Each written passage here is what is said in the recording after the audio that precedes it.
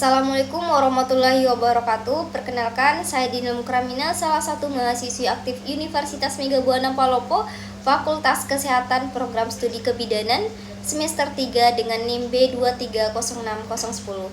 Jadi di sini saya akan mempresentasikan alat dan cara bagaimana mendeteksi protein urin. Nah, yang pertama saya akan mempresentasikan mengenai apa saja yang diperlukan. Jadi yang pertama itu tentunya urin pasien yang akan dideteksi proteinnya. Selanjutnya ada pengalas, asam asetat, tabung reaksi, penjepit kayu, lampu spiritus, kom kecil, bengkok, korek, pipet, dan yang terakhir itu ada bag instrumen. Adapun cara kerjanya yaitu kita mengambil 2 tabung reaksi, lalu kita memasukkan dalam 2-5 cc urin, kemudian panaskan 1 tabung dengan digoyang-goyangkan di atas lampu spiritus berjarak 3-4 cm dari ujung lampu sampai mendidih. Ya, kita menggunakan penjepit kayu.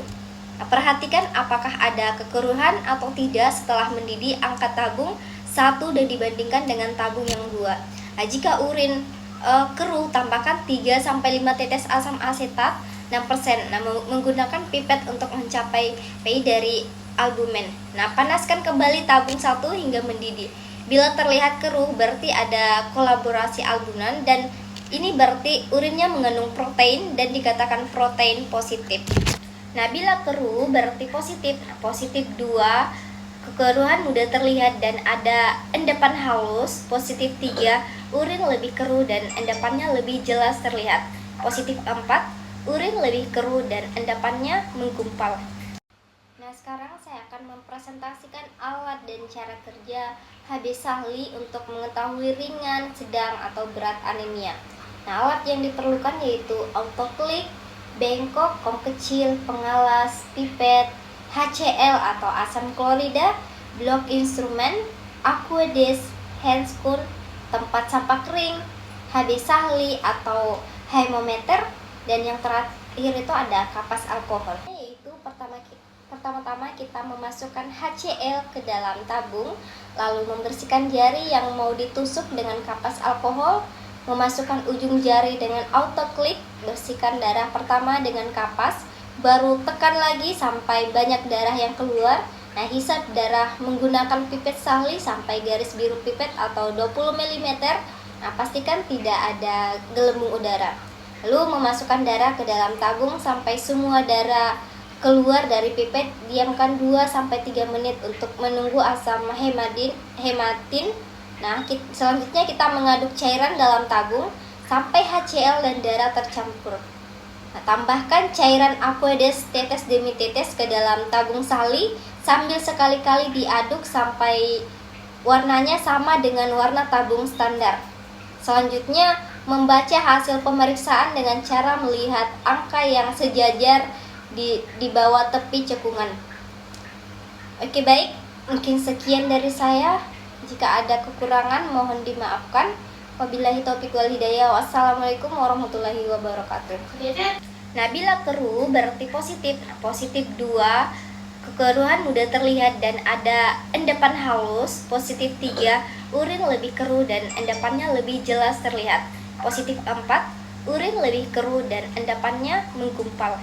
Nah, sekian dari saya mengenai alat dan cara kerja mendeteksi protein. Saya ucapkan terima kasih. Jika ada kekurangan mohon dimaafkan. Wassalamualaikum warahmatullahi wabarakatuh. Assalamualaikum warahmatullahi wabarakatuh. Perkenalkan, saya Dina Mukramina, salah satu mahasiswi aktif Universitas Mega Buana Palopo, Fakultas Kesehatan Program Studi Kebidanan, semester 3 dengan NIM B2306010. Jadi di sini saya akan mempresentasikan alat dan cara bagaimana mendeteksi protein urin. Nah, jadi yang pertama saya akan mempresentasikan alat. Adapun alat yang digunakan yaitu pengalas urin pasien. Nah, yang pertama saya akan mempresentasikan mengenai apa saja yang diperlukan. Jadi yang pertama itu tentunya urin pasien yang akan dideteksi proteinnya. Selanjutnya ada pengalas, asam asetat, tabung reaksi, penjepit kayu, lampu spiritus, kom kecil, bengkok, korek, pipet, dan yang terakhir itu ada bag instrumen. Adapun cara kerjanya yaitu kita mengambil 2 tabung reaksi, lalu kita memasukkan dalam 2-5 cc urin, kemudian panaskan 1 tabung dengan digoyang-goyangkan di atas lampu spiritus berjarak 3-4 cm dari ujung lampu sampai mendidih. Ya, kita menggunakan penjepit kayu.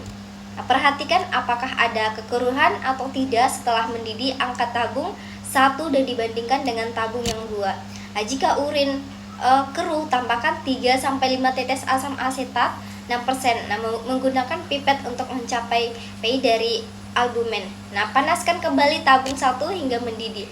Bila terlihat keruh, berarti ada kolaborasi albumen, dan ini berarti urinnya mengandung protein dan dikatakan protein positif.